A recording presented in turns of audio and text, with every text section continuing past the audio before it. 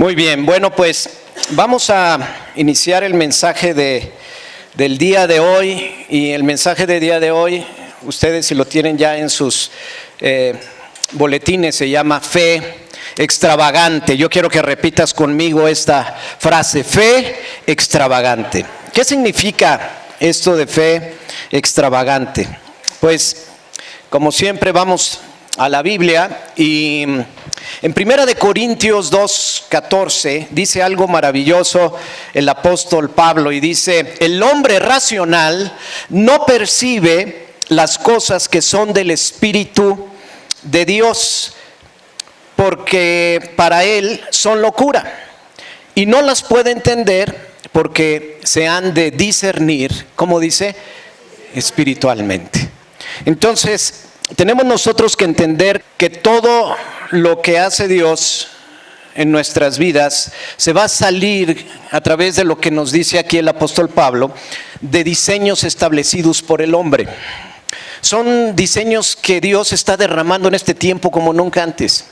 Este es un tiempo hermoso y maravilloso en el que Dios nos llamó, y yo le doy tantas gracias a Dios, porque así como hoy en día está habiendo a veces tanta confusión, tanta falta de esperanza, hoy es el tiempo donde la iglesia de Dios brilla más. Y esa luz, como dice también su palabra, se va a hacer como la aurora, donde cada vez va a ser más brillante. ¿Sí? ¿Por qué? Porque se está preparando todo en la tierra para un nuevo gobierno. ¿Sí? Y yo creo que muchos a veces ponen más énfasis en el tema del rapto, ¿no? Donde todos tenemos que salir corriendo y prepara tus maletas porque ya va a llegar Jesús, y sal huyendo de aquí. A veces el rapto lo ves como, ay, por fin ya viene Jesús, y como ya, vámonos.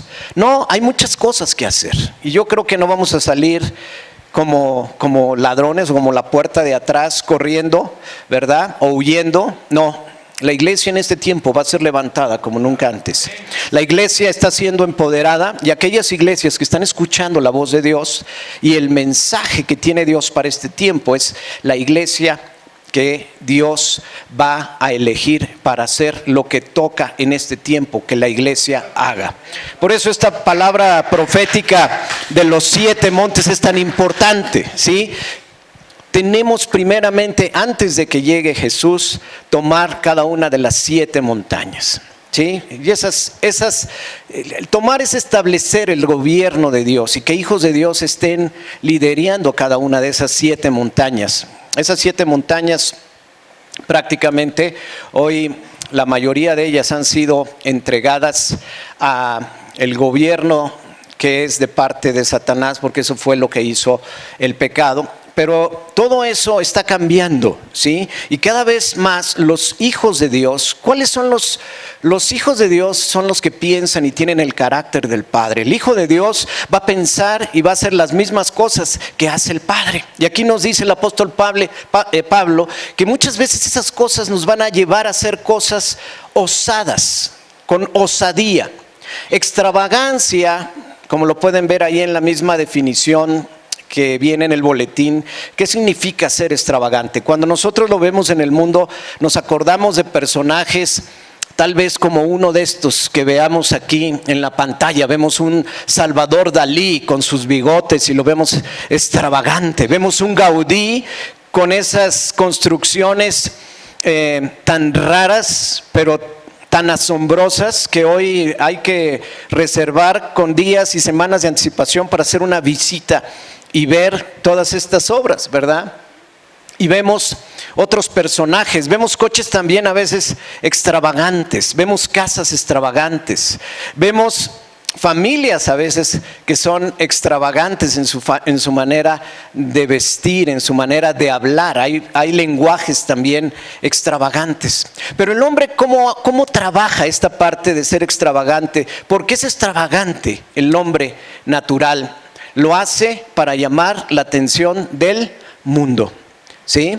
Y esto prácticamente opera en el sentido de mientras más extravagante yo pueda ser con mi vestimenta, con mi casa, con mi coche, con los lentes que uso a veces, ¿verdad? ¿Qué es lo que sucede? La gente se va a fijar en mí. Pero esto opera bajo un principio de falta de autoestima.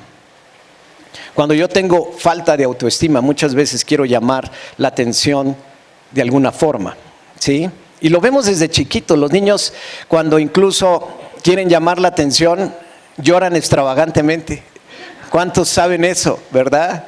O los adolescentes en su proceso de formación son a veces extravagantes al vestir. Yo me acuerdo que mi hermano Aldo, nada más por esa parte de llamar la atención de mis padres, muchas veces dijo: voy a hacer lo que no les gusta que yo haga, me voy a dejar el cabello largo, voy a sacar malas notas y todo esto para llamar también la atención, igual que muchos de nuestros jóvenes, ¿verdad? Pero después llega Dios a nuestras vidas y vivimos una transformación.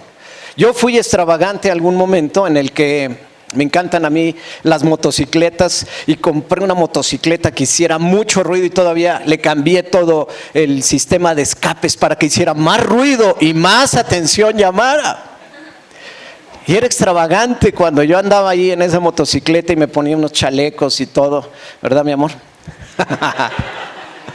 Pero también fui extravagante cuando la conocí, porque desde el momento en que yo la vi, fui tras ella y fui osado. Y todos, bueno, algunos de ustedes no conocen la historia, pero yo la vi de coche a coche y dije: vamos a aprovechar el tráfico. Me gustó esta hermosa princesa, ¿verdad? Y desde ahí, desde que la vi, dije: yo voy por ella. Y hasta que se pudo detener por un semáforo que Dios puso la luz en rojo, y yo corrí extravagantemente me osé a pedirle su teléfono, y desde ahí que prácticamente comenzó una aventura.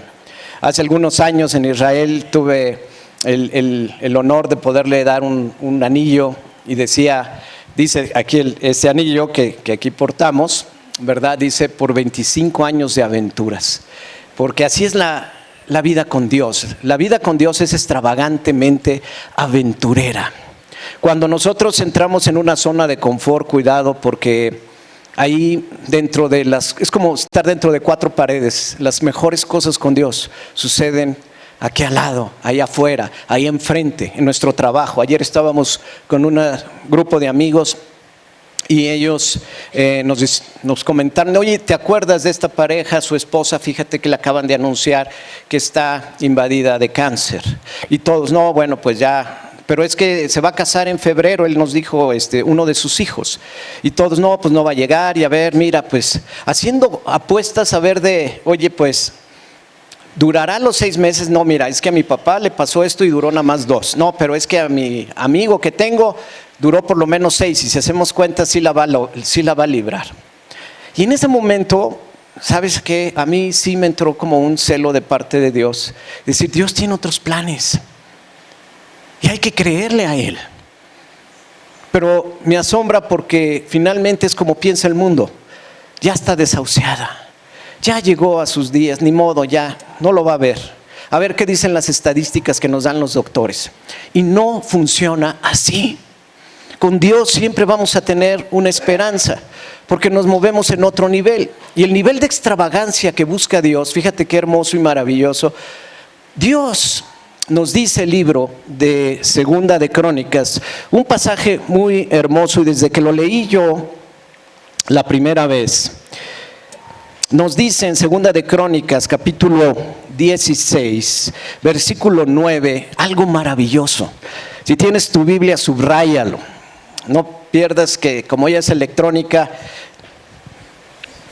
no la leas o porque está aquí enfrente. No, estos son versículos para que te los lleves, para que sean tu bitácora, tu diario, que estén ahí, como dice el libro de Números en el capítulo 6, que los tatuemos, que los pongamos y los escribamos en los lugares importantes. Dice, Segunda de Crónicas, capítulo 16, versículo 9, los ojos del Señor están contemplando toda la tierra para mostrar su poder a favor de los que mantienen hacia Él un corazón perfecto. Entonces, yo me imagino a Dios igual que, vamos a poner esta similitud para para podernoslo imaginar y visualizar de una forma un poquito más simple. Es igual que cuando en el ejército o cuando éramos chicos nos pasaban lista. Y está pasando Dios lista. Y está buscando corazones todos los días. Corazones de justos. Un corazón de un justo es un corazón que trata siempre de complacer a Dios. Y cuando Dios encuentra uno de esos corazones, Él se goza enormemente. Fíjense qué importante, como hijos de Dios, como creyentes, la primera oración que hacemos es que recibir a Cristo en nuestros corazones. Y es lo primero que tratamos de hacer cuando le compartimos a alguien de Jesús. ¿Eso qué nos da? Hay una ley prácticamente de adopción, ¿sí? Y en esa ley, si ustedes la quieren leer ahí en el capítulo de Romanos 10:9, dice que si confesamos a Jesús como Señor de nuestra vida, creemos con todo nuestro corazón que Él es Señor de nuestra vida y que resucitó de los muertos, que tendremos vida eterna y seremos salvos. Entonces, ahí está, esa es por gracia, esa ya la tenemos todas, ¿sí? Pero después tenemos que adentrarnos más en no quedarnos en esa zona de confort, donde por gracia ya tenemos todo, no, sino tenemos que empezar a madurar, a crecer espiritualmente. Y cuando creces espiritualmente, ¿qué sucede? Comienzas a dar saltos en fe cada vez más grandes. Dios nos comienza a probar en pequeñas cosas, pero después comienzan las pruebas más grandes. Y esa fe se comienza a reafirmar, porque la fe es un lenguaje que tenemos que desarrollar con Dios. Es un lenguaje diferente, así como aprendimos algunos de nosotros inglés o francés o el lenguaje que ustedes quieran en la escuela o en el hogar. Tenemos que aprender con Dios el lenguaje de la fe. Ese lenguaje es el lenguaje que agrada a Dios.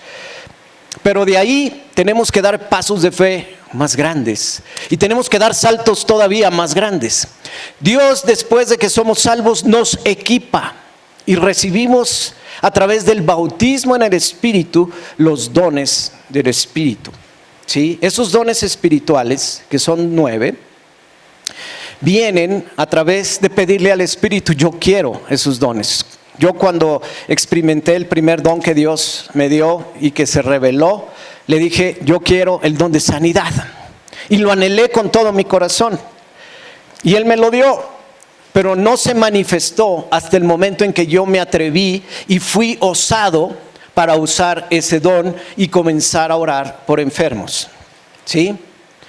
Entonces, en esa manifestación comencé yo a crecer mi fe y comencé a desarrollar una fe cada vez más osada, que me permitiese ver cosas mayores a través de los pasos que yo daba. Y hoy en día me encanta que Dios nos ponga en pruebas, porque sé que la conclusión de esa prueba, tú sabes que cuando Dios termina una prueba contigo y tienes una victoria a través de esa prueba, te entrega unas llaves sobre lo que venciste. ¿Sabías eso? Eso es maravilloso. Y eso nos lo confirmó una profeta. Y dije: wow, qué impresionante. Cuando tú vences, por ejemplo, una enfermedad, y sobre todo una enfermedad grave, Dios te entrega las llaves sobre esa enfermedad y sobre muchas más por las cuales tú ya estás equipado para orar. ¿Por qué? Porque tienes algo importantísimo, que es un testimonio. Un testimonio es aquel que va a hablar por ti. Un soldado, como admiro otro soldado, por ejemplo, estos soldados romanos, ¿qué hacían? Les comenzaban a enseñar sus cicatrices. ¿Cuántas batallas? A ver, si me quieres dar consejos, enséñame tus cicatrices. Entonces, olvídate de tus galeones, olvídate de tus insignias y de tus grados. Te voy a seguir porque tú has peleado buenas batallas y las has ganado. Entonces, ese testimonio, escúchame bien, ese testimonio, ¿qué hace? Se convierte en un emblema para aquellos que Dios te envía a compartirles. Y también es un emblema para el reino de las tinieblas, porque las exhibes públicamente, lo mismo que hizo Jesús cuando descendió al infierno, tomó y arrebató las llaves de la muerte. ¿Entendemos esto? Es muy importante, porque esto nos lleva a otro nivel de fe. Cuando tú portas el llavero con cada una de las llaves que Dios te ha entregado en cada batalla donde tú has vencido a través de tu fe, ¿qué sucede? Ese llavero es lo primero que brilla en el reino de las tinieblas. Y es así como tienes una autoridad que va contigo, así como una placa de esas de sheriff, como una placa aquí, que era brillosa y se podía ver a distancia y brillaba y decía, wow, ahí viene la ley. Sí, ahí viene un hijo de Dios. Y cuidado, ¿qué sucedió cuando, ya no me acuerdo el nombre de esta persona que estaba expulsando demonios en el nombre de Jesús, y de repente llegó con un hombre endemoniado y él y los que iban con él, a todos el chamuco les dio una paliza completa? ¿Y qué le dijo el demonio? Así tal cual: oye, a Jesús lo conozco y a Pablo, pero ¿tú quién eres? ¿Por qué? Porque no nada más es llevarlo de boca, sino es creerlo. Es mi pasión, es mi identidad, lo llevo con toda la fe. Lo llevo sabiendo que es un estandarte de autoridad a cualquier lugar donde yo vaya. Y esa autoridad va a una autoridad de poder que te respalda. Porque el que va a rugir en las batallas es el león de Judá que va contigo. ¿Se acuerdan de esa película del Rey León donde el cachorro ruge y de repente llega su papá? Las hienas esas huyeron. Porque Él va contigo a cada batalla. Entonces, los ojos de Dios están buscando todos los días esos hombres, esas mujeres que tienen una fe completamente fuera de lo natural. No es que, entiéndeme esto, no es, bueno, vamos a construir esto, por ejemplo, porque ya tenemos todos los recursos. Qué fácil es operar así. Pero con Dios siempre nos llama a operar con su presupuesto, no con mi presupuesto. Y su presupuesto es ilimitado. Si Él te dijo que lo va a hacer, lo va a hacer, y por eso lo cantamos, porque lo creemos. No es un canto más de un himno olvidado, es porque sucede. Es una fe que realmente es osada, porque declara las cosas que no son como si ya fueran. Y eso nos hace diferentes como hijos. Pero a veces hemos perdido el poder de ser osados. Y nosotros tenemos que llevar un cristianismo que realmente va a ser un cristianismo revolucionario. La gente y allá afuera ya no quieren oír de religión, quieren ver testimonios. Y tú eres portador del reino de Dios. Tú tienes un llavero con llaves de batallas que has vencido. Si a estas alturas no has vencido ninguna batalla, es que todavía estás en el chapoteadero celestial. Lo mejor pasa cuando bogamos, cuando vamos mar adentro, porque ahí es donde está la mejor recompensa. Entonces, en nuestra vida, cada cambio, cada mover, cada vez que Dios, como dicen vulgarmente, nos quita el tapete así, es porque tiene algo mejor. Y nosotros tenemos que ser violentos, tenemos que ser osados. Si hay gente que se atreve a vestir de cierta forma y salir así a la calle, yo digo, bueno, me asombra que haya personas tan osadas, descaradamente osadas. Porque digo, bueno, ¿cómo? Pero yo lo veo, si con Jesús, con Cristo, fuésemos así, tan extravagantes, donde podemos ver una persona con necesidad, orar por él, así como lo hacía Juan y Pedro. No tenemos oro ni plata, pero lo que tenemos te doy, levántate y anda. Y empezar a probar nuestra fe extravagante en todo. ¿Te imaginas? ¿Cuántas veces? Yo te aseguro que esto es así como dicen los vendedores. No importa el número de veces que me digan que no, porque el no ya lo tengo, pero voy por los sís. Y así opera la fe extravagante. por los sís. Y cuando Dios diariamente está recorriendo la tierra con su mirada, está buscando a aquellos que desde temprano están esperando, así como un dragster saliendo en unas carreras con sus motores y ¡rum, rum! ¿Qué va a pasar hoy, Señor? ¿A quién vamos a conquistar? ¿A quién vamos a sanar? ¿Qué cosas tienes preparadas para mí el día de hoy? ¡Rum, rum! Y ahí los ojos de Dios se detienen. Y dicen, este sí me entiende, este es alguien osado, este sí está dispuesto a ir por todo.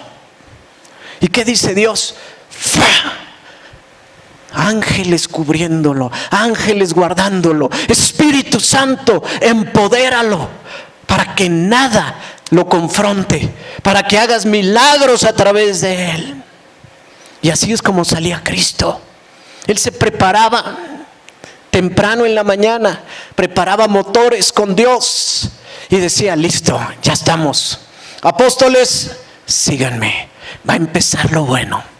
Y comenzaban a seguirlo. ¿Y qué sucedía? Se iban uniendo personas tras personas, los mirones, los incrédulos, los seguidores, los que creían, y de repente multitudes de gente. ¿Por qué? Porque Jesús era osado. Y si nos vino a enseñar un modelo de hombre, de mujer, para poder hacer lo mismo, porque Él dijo, cosas mayores que las que yo hice, ustedes van a hacer. Eso nos lleva a un grado de osadía tremendo, que muchos ni siquiera han experimentado, porque no se atreven.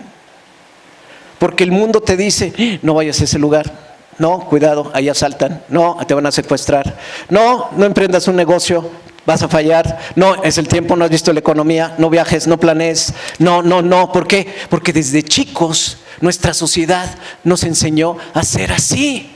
¿Cuántos nuestra mamá, ponte la chambrita, te va a dar frío, te vas a enfermar? Ay, no, tómate la vitamina, tómate esto, tómate el otro. Y no porque no seamos tan previsores, pero eso, no camines por ahí, cuidado, te vas a caer. Niño, no te atreves, no pintes, no hagas esto, no hagas el otro. No. ¿Y qué te quitan? Una cultura de atrevimiento, del riesgo. Ojo, no es que yo diga que eso se convierte en un libertinaje, en falta de educación, como hay muchos niños mal criados hoy en día donde pueden hacer de todo. No, hay límites, pero hay límites también en que Dios nos enseña. ¿Cuál es el límite que Dios nos enseña? Es que en realidad cuando tenemos fe en un proyecto, el Dios ilimitado es el que pone los límites, es decir, no hay límites. ¿Sí? Entonces, dánselo a Dios y vamos a aplaudirle a Él. Entonces, tenemos un Dios que nos saca de todo contexto en el cual vivimos. Y es así que podemos escuchar testimonios como el de Oscar, que vino hace 15 días y dijo, yo vi una película y soñé que quería ser jugador de golf. Y no sé, digo, ¿cuántos años tiene Oscar? 6, imagínate, estamos hablando de una edad muy corta. A lo mejor la vio que a los 4, ¿verdad? Pero él soñó y a los 6 ahorita está entre los mejores 14 jugadores del mundo en golf. ¿Sí o no? Eso es lo que nos enseñan nuestros hijos a nosotros. Cuando los papás crecen con la fe extravagante, una fe osada, vamos a impulsarlo. No vamos a frenarlo, no lo vamos a limitar, porque es riesgoso. No te vaya a pasar como a mí. A veces decimos los padres, es que yo fracasé. No, Jesús siempre te lleva más. Las cosas que yo hice, más grandes tú harás. Es el pensamiento de Dios sobre la vida de cada uno de sus hijos. Somos osados, somos extravagantes en la manera de hacer las cosas. ¿Por qué? Porque queremos que los ojos de Dios, no los del mundo en tanto, se fijen. No lo hago por llamar la atención de mis cuates, lo hago por quien soy. Como cantamos hoy, dice que Él hace los milagros, pero así es Él. Y si así es Él, así soy yo. ¿Sí o no? Entonces, Si dijo que cosas más grandes van a suceder, ¿qué tiene que suceder entonces en mi vida? Que me atreva, que brinque, que me atreva, que salte, que me atreva, que sea osado y que sea extravagante absolutamente en todo lo que hago, ¿sí? Así es que esta fe extravagante añade siempre a tu vida, ¿qué? Oraciones extravagantes. Dios no se fija en aquellos, Señor, ay Padre, que haya que haya pan en mi mesa, que haya un techo que siempre me cubra, que haya vestido. No, eso ya te lo da. Jesucristo dice que ni siquiera nos tenemos que afanar ni preocupar por esas cosas, porque eso es el sustento básico. No necesitamos fe para algo que Dios ya provee como hijos. Pero ¿qué está esperando un padre celestial, un padre extravagante? Hijos que lo reten. Por eso en el diezmo dice, probadme ahora en esto y verán si no abro. ¿Por qué? Porque el dinero finalmente, ¿qué es? Es un medio. Si no tenemos dinero nos morimos de hambre, de sed, de lo que sea. Es sustento económico, ¿sí? Y el dinero no es malo, hay que tenerlo, ¿sí? Pero eso ya como hijos, esa provisión natural y normal tenemos para nuestras necesidades básicas.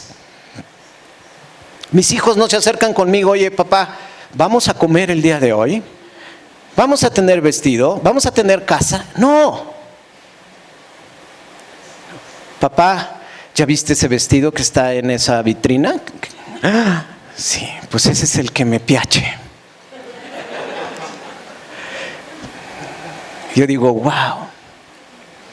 Pero desde ahí, ¿qué estamos desarrollando? Victoria, tápate los oídos un momento. Estamos desarrollando ¿qué? ¿Cómo vamos a impulsarlos o limitar a nuestros hijos? Y siempre es como si puedes tener eso que tú anhelas. Y es hermoso saber que en una oración extravagante vamos a tener recompensas extravagantes. No sé si esto quede claro. Porque si Dios está recorriendo con sus ojos todos los días la tierra, ¿qué es lo que está buscando? Qué bueno por los que son salvos, palomita. Qué bueno por los que me piden el pan del día a día, palomita. Pero aquellos, como esa mujer enferma que llegó para tocar el manto de Jesús, ella fue extrema.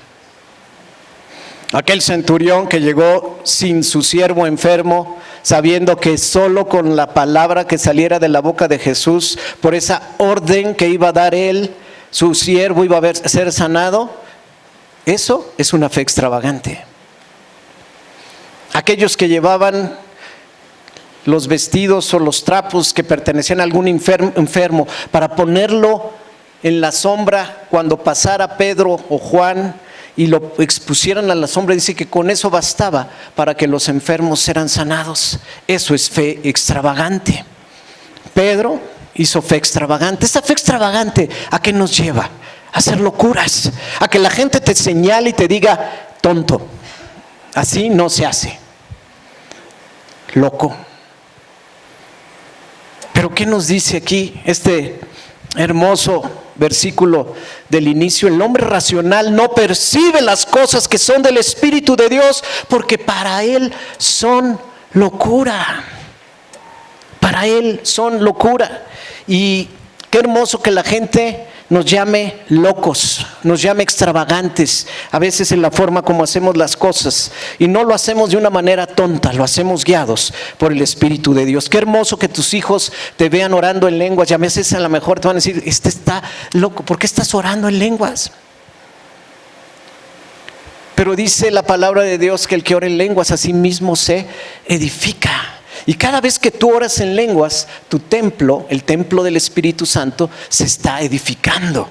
porque lo dice la palabra de Dios. Y es un lenguaje espiritual que el enemigo nunca va a entender. Por eso es tan poderoso, porque no te lo puede sabotear. Después de 1 Corintios 2:14 dice algo maravilloso. Dice, en cambio, el hombre espiritual juzga todas las cosas, pero él no está sujeto al juicio de nadie.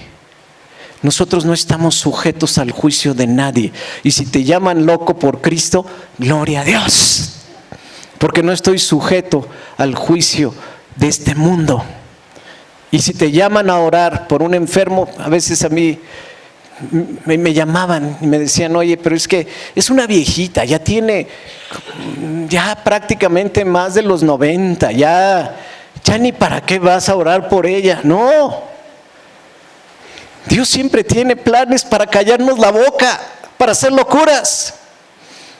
Y más de una vez, por no decir muchas, he visto cómo voy y oramos por enfermos ya mayores y Dios los deja como de 20. Increíble, porque no es como nosotros vemos las cosas. Si Dios me llamó a eso y yo tengo el don, por supuesto que lo voy a usar. Y más cuando me dicen que es una locura. Más me enterco cuando me dicen es que eso no se puede, es que eso es irrealizable, eso no es lógico. Gloria a Dios, porque no es lógico. Eso me confirma que viene de Dios y Dios lo va a hacer. Amén. Ese es como opera nuestro Dios. Entonces, Dios está buscando todos los días esos hombres, esas mujeres que operen con osadía, porque la fe consiste en permitir que la visión de Dios que te ha dado, si tú tienes a veces imposibilidades económicas, la fe de Dios va a ser la que va a determinar tu presupuesto. Qué impresionante eso. ¿Sabes qué locuras hago a veces? Se los voy a decir. A veces con el tema de la parte hipotecaria que tenemos que pagar de este lugar, que no es cualquier cosa, no es así de lo pagamos con los diezmos de un domingo, no. O sea, es fe, pero Dios nos entregó este lugar y venía con todo el paquete. Y Él nos dijo, yo voy a eliminar esa deuda, pero en este momento yo quiero que se haga de esta forma. Y nosotros fuimos obedientes, ¿sí? Y cuando vienen esos momentos donde hay que pagar esos montos tan importantes, ¿sabes qué es lo que yo hago? Yo me vuelvo descarado. Señor, aquí dice que el rol tuyo es que tú eres el dueño de este lugar, tú eres el arquitecto de este lugar, tú fuiste el de la idea, tú fuiste el que me llamó, tú eres el dueño del equipo y pues tú eres el que pagas. Yo no. Y me lleva a hacer cosas todavía más extremas y son las que ya hago por hábito. Pero si a lo mejor hay que pagar 100 y hay 10 en la cuenta, voy esos 10 y diezmo con el hermano Wayne Myers. Ahí está. Cuando menos, hasta que se queden ceros. Y antes de que sea el día de paga, llegan los milagros. Corazones misericordiosos que Dios mueve. Yo no sé cómo le hace, pero de repente otra vez la cuenta tiene para poder afrontar el compromiso que tenemos que afrontar. ¿Sí? Y me encanta, porque así como Dios lo hizo una vez llenando esas vasijas, dice que no estaban medio llenas, no medio las llenó, eran vasijas vacías. Repite conmigo, vacías. Esas vasijas vacías le encantan a Dios porque nadie más se puede llevar la gloria de llenarlas completamente más que Él. Y eso es pensar con osadía, porque yo sé que de Él es esta obra. Yo sé quién me llamó. Yo sé que aquellos que le servimos estamos en su nómina. Yo sé que tenemos los mejores beneficios por pertenecer y el mejor plan de seguros y todo por pertenecer al reino de Dios. Yo sé que la economía de mi nación, que es la nación cielícola, tiene todos los recursos y más para poder afrontar y traer cualquier beneficio. Yo sé. Y yo opero descaradamente, ociosamente, de esta manera. Ojo, no soy imprudente. Si Dios no me llama a algo, simplemente no lo hago, porque sé que ahí no va Él conmigo. Pero si sé que está Él, sus misericordias y la economía del reino y sus ángeles me van a dar la provisión, me van a cuidar, me van a dar hasta que sobreabunde, porque así lo dice su palabra. Y así tenemos que estar operando como hijos e hijas. Nunca dudes, nunca después de una oración, ay Señor, es que ¿lo harás? ¿De veras, de veritas, lo vas a hacer? ¿Lo que estoy orando realmente, sí o no?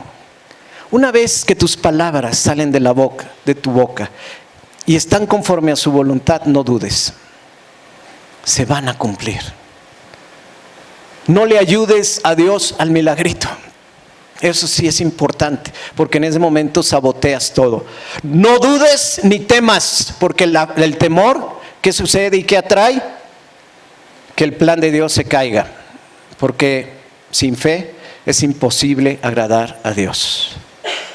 Pero cuando yo actúo con toda la fe, con toda la pasión, yo sé que Dios me llamó a hacer algo. Yo sé que hay un propósito de parte de Dios que va a obrar en una circunstancia o sobre una persona. Yo sé que es plan de Dios, entonces voy con todo. Y soy extravagante.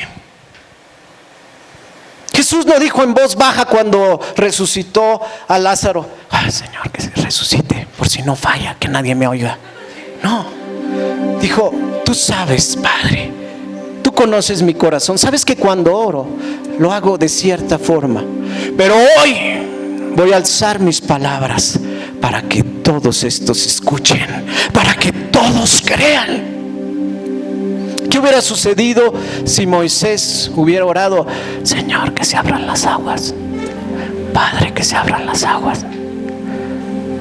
A lo mejor se hubieran abierto, pero la gloria no hubiera sido para Dios. Pero cuando tú llegas y dices, Señor, Señor, con un grito, con un clamor extravagante, Padre, que todos me escuchen, porque para ti es la gloria y va a ser la gloria siempre. Que este enfermo sane en tu nombre, que este inválido se levante en tu nombre, que esta situación económica cambie en tu nombre. Y todos ustedes me están escuchando. Estoy siendo extravagante porque quiero que vean que hay un Dios que hoy reina, que un Dios que existe, un Dios que gobierna, un Dios que es mayor que lo que yo me había imaginado, un Dios que necesita ser escuchado por aquellos que hoy no creen. Cuando yo lo hago de esa forma, ¿qué sucede? Los ojos de Dios se detienen y en ese momento el ambiente del reino de los cielos desciende a ese lugar. La atmósfera es transformada. Sus ángeles, su Espíritu Santo y toda la creación está ahí. Porque Él dice, ahí hay un justo. Espíritu Santo, bendícelo. Lo que has pedido se va a hacer. Y muchas veces, a veces creemos que sea instantáneo en ese mismo momento, pero no te preocupes. En sus tiempos, en sus momentos, en el momento que menos lo esperas, ¡pah! Porque así es nuestro Dios. Y hay veces que nos va a estirar y es que, ay, ya, por favor, ya tengo lo. Pero si fue promesa de Dios, lo va a hacer. Porque así es Él. Así es Él. Así es como peleamos batallas. Así es como Él se manifiesta. Y cuando estés y ya todos digan, ya se ahogó. No, Cristo resucita de entre los muertos. Nosotros vamos porque ahí es donde arrebatas las llaves de tu victoria. Y después lo primero que emerge es un llavero que Dios te da. Una llave más a una victoria más, de una buena batalla más. En el nombre de Jesús. ¿Lo crees? Amén, Padre. Amén, Señor.